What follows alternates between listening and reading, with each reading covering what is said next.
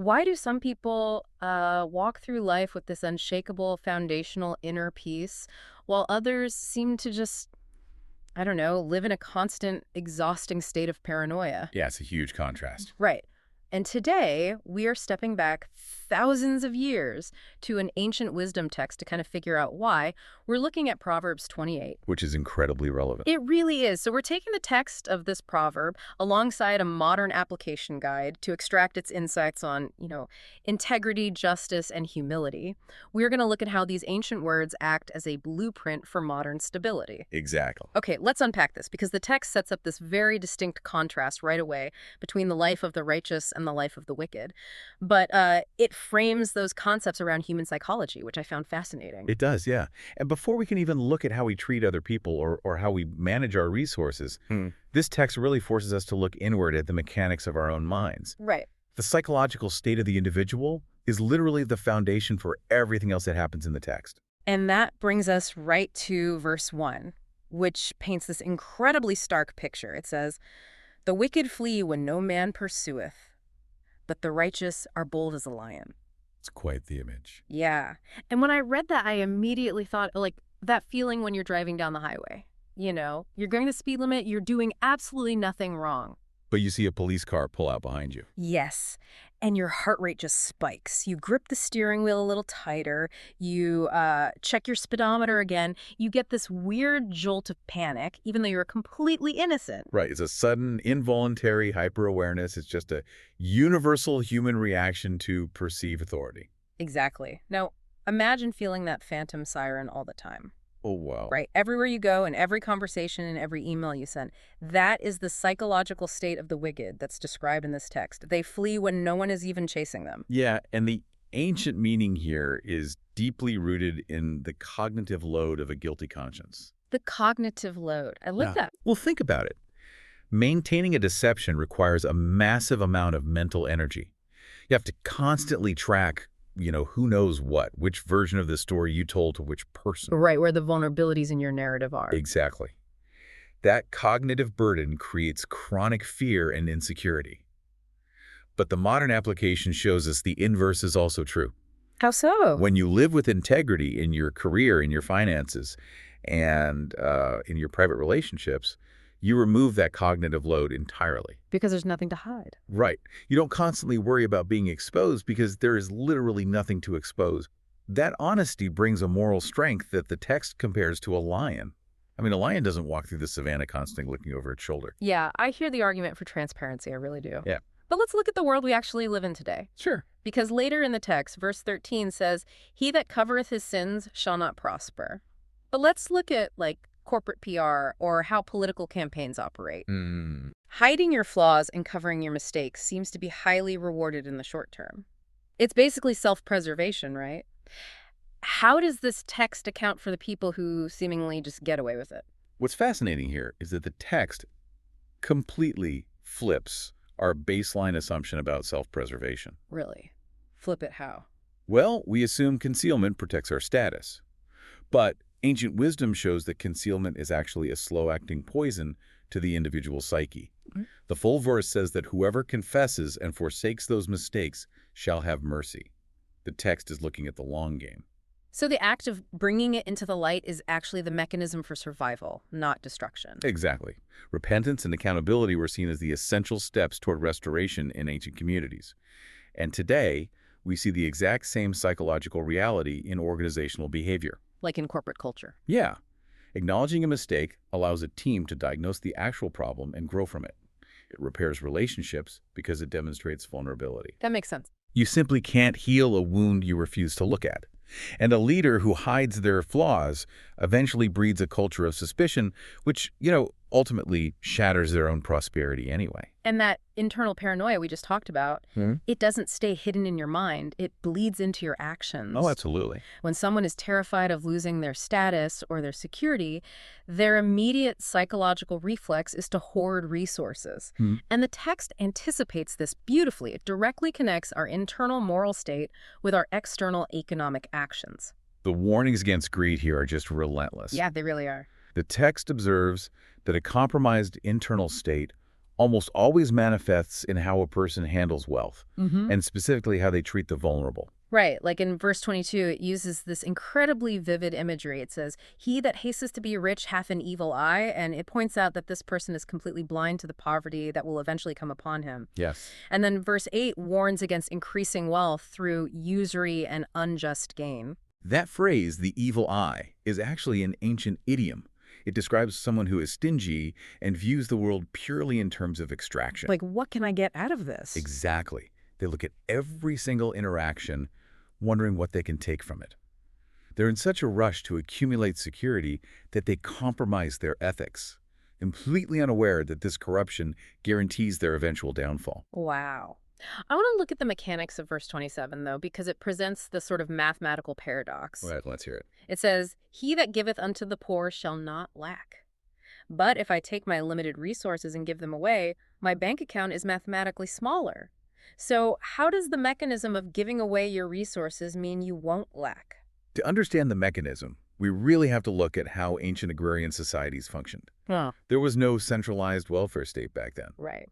So if a farmer had a surplus harvest and gave excess grain to a struggling neighbor during, say, a localized drought, that neighbor survived. Then the next year, when the first farmer's crops failed due to a pest infestation, the neighbor he saved was there to help him. Generosity wasn't just charity, it was a form of communal insurance. Oh, I see. A localized safety net. Precisely. And in a modern context, the principle scales up to ethical business practices and fair treatment of employees. When you invest in the vulnerable, you are strengthening the entire economic ecosystem you operate within. Which benefits you in the long run. Yes, success achieved through integrity and generosity creates a network of mutual trust. You won't lack because you are insulated by a community that actually wants you to succeed. Whereas wealth gained by exploiting others. Leaves you completely isolated the moment your fortunes turn. That is so true. And when that scarcity mindset, that hoarding instinct scales up to a position of power, the damage multiplies. Like, this deep dive moves very quickly from personal finance to the stability of entire societies. It does. The text spends a significant amount of time analyzing leadership, and the metaphors used for corrupt leaders are brutally illustrative. Brutal is the right word. Verse 15 calls a wicked ruler over poor people a roaring lion and a raging bear. Very predatory. Right. And verse 3 uses a different environmental image. It says, "A poor man that oppresses the poor is like a sweeping rain which leaveth no food." If we connect this to the bigger picture, a sweeping rain is essentially a flash flood. Right. It's water, which is supposed to be life-giving, arriving with such a violent force that it washes away the topsoil and the seeds. It doesn't nourish the ground at all. It destroys the capacity for future growth. It's the exact equivalent of a modern corporate leader who slashes employee health benefits and research budgets just to artificially boost short-term quarterly profits. That's a great comparison. Yeah, they get a quick flood of cash to show the shareholders, but they wash away the topsoil. They completely destroy the organization's long-term capacity to innovate or retain talent. That is the exact mechanism. Ancient kingdoms depended heavily on the character of their rulers because there were no complex systems of checks and balances. Just the king's word. Right? But this dynamic applies universally today across institutions. Healthy governments, stable businesses, successful organizations, they fundamentally rely on ethical leadership. When leaders act as oppressors, the environment shifts from productivity to pure survival mode. And the text highlights just how fragile that ethical foundation can be. Like in verse 21, it talks about showing favoritism and observes, "For a piece of bread that man will transgress." Yeah. A piece of bread. It argues that human integrity can be bought for almost nothing if the moral conviction isn't deeply rooted. Everyone assumes they have a high price for their integrity, Like it would take millions to corrupt them. Right, like in the movies. Exactly. Yeah.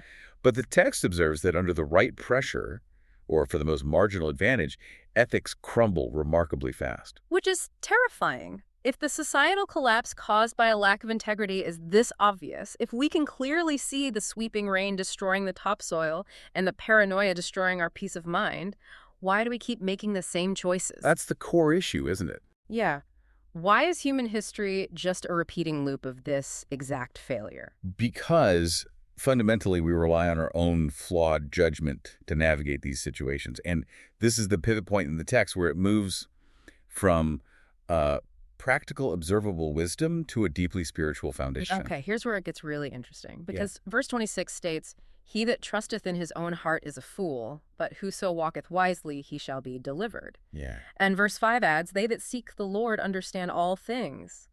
I mean, this is a massive head-on collision with modern culture. Oh, it is the absolute antithesis of the modern worldview. Because today, the dominant cultural narrative is trust yourself. Right. We're constantly told to follow your heart and speak your truth. We treat our internal emotional state as the ultimate infallible compass for reality. And this ancient text calls that approach literal foolishness. Why is trusting our own heart so dangerous? Because the heart, in this context, represents our subjective desires and our emotional impulses. It is a barometer of our current emotional weather, not a compass pointing to true north. Oh, that's a good way to put it. Think about it. The text has just spent multiple verses outlining how easily the human mind is swayed by greed, by the fear of losing status, by the desire for that piece of bread, and especially by pride. Right. Verse 25 points us out explicitly. He that is of a proud heart stirreth up strife. Humility is the absolute prerequisite for wisdom, and trusting your own heart is an act of profound arrogance. So if I am navigating a complex ethical dilemma at work, and I decide to just follow my heart might simply be following my ego. Exactly. It might be following my exhaustion or my desire to just avoid an uncomfortable conversation. I'm basically using a compromised instrument to measure morality. And when you install your own heart as the ultimate authority, you are placing a crushing burden on a very fragile system. What do you mean by that? Well, you are essentially acting as your own Supreme Court. You're constantly litigating your own choices, deciding what is good and evil based on how you feel in any given hour. The psychological and sociological toll of being your own moral compass is immense. It leads to severe decision fatigue. Yeah. If every moral choice is subjective and I have to curate my own personal reality from scratch every single day, the anxiety of that is paralyzing. I'm constantly terrified of getting it wrong, which, wow, that brings us right back to the paranoia of verse 1. It does. It's a closed loop. Yeah. And this is where the text offers a radical alternative to that exhaustion. When the text advises that they that seek the Lord understand all things, it is presenting a shift in dependence. Okay. It argues that turning to God's wisdom is not a restriction on human freedom, it's a vital safety net. It changes the entire paradigm of how a person relates to God, doesn't it? If you realize your internal compass is flawed, acknowledging a higher objective standard isn't oppressive, it's actually an immense relief. A huge relief, yeah. It means stepping off the treadmill of having to figure the universe out entirely by yourself. The transition from relying on self to relying on God requires what we can call active dependence. It starts with recognizing the flaw in your own system, which makes you teachable. You shift from a posture of pride, insisting that you know best, to a posture of humility, seeking guidance from the lawgiver. Let's explore the mechanics of that relationship for a minute, because it sounds like it could just be blind compliance, like white-knuckling your way through a list of ancient rules because you're just afraid of messing up. Right. But the text frames it as a relationship built on trust. How does relying on these principles actively strengthen someone's relationship with God? It comes down to the difference between compliance and surrender. Oh, interesting. Compliance is following a rule while still secretly believing your way is better. Right, like a teenager following a curfew. Exactly. But surrender is acknowledging that the architect who built the house understands its load-bearing walls better than you do. When a person faces a scenario where their instinct, their heart, tells them to hide a mistake to protect their reputation, they experience a crisis of trust. A crisis of trust in what? In who has the better plan. Will they trust their instinct to flee? Or will they trust the divine wisdom that says, "He that covereth his sins shall not prosper"? It's almost like treating a phobia with exposure therapy. How so? Well, the patient has to trust the therapist's guidance over their own biological panic response. The panic is screaming, "Run away," but the healing requires staying in the room. So in this framework, our greed or our pride is the panic response, and God's wisdom is the therapist. That is a highly accurate way to look at it. Yeah. Every time an individual chooses to be generous, when their scarcity mindset tells them to hoard, or chooses transparency when their pride tells them to spin the truth, they are engaging in an act of profound trust. Yeah.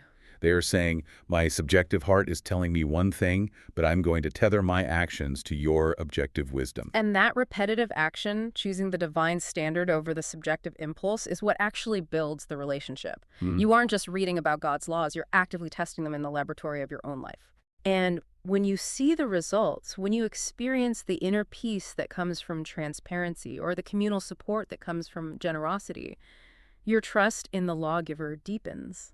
The individual begins to see the mandates of the text not as arbitrary hurdles designed to ruin their fun, but as the very architecture of a stable life. Right. The command to care for the poor, the warning against unjust gain, the call to confess mistakes, these are recognized as protective measures.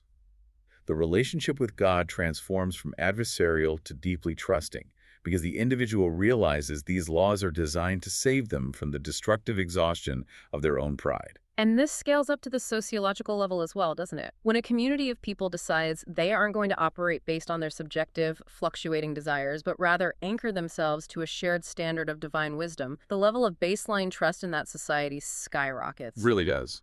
You don't have to wonder if your neighbor's truth today involves stealing your grain because you are both submitted to a higher standard that forbids it. A society built on the fluctuating trends of human emotion and cultural consensus is inherently unstable. It's the sweeping rain we discussed earlier. Yeah. But a life, and by extension, a community built on a reverence for God and adherence to their chorister. His enduring wisdom possesses the structural integrity to weather those storms. Stability requires an anchor outside of the self. So what does this all mean? If we step back and look at the entire landscape of Proverbs 28 we've just covered, the logical through line is incredibly clear. Yeah, it's very consistent. This text reveals that integrity, humility, and compassion are not just polite suggestions for being a nice person. They are the structural engineering required to build a stable life. Whether you are managing the logistics of a massive organization, figuring out your personal budget, or just sitting alone dealing with the fallout of a hidden mistake, the mechanisms remain exactly the same. Choosing accountability over concealment and generosity over extraction builds a resilient community. But most crucially, recognizing the limits of your own heart and anchoring your trust in divine wisdom builds profound, unshakable personal peace. Consider the modern reality of the internet, where nothing is ever truly hidden anymore. We've built a world of digital permanence that practically guarantees our concealed flaws, our spun narratives, and our private compromises will eventually be brought into the light. It's inevitable. It is. The ancient choice between the paranoia of the wicked and the boldness of the righteous isn't just a spiritual metaphor anymore. It is a literal survival mechanism for the digital age. Hiding is no longer a viable strategy. The blueprint for boldness, for walking without looking over your shoulder, is right here. The wisdom is available, and the mechanisms are proven. How will you apply this information in your life?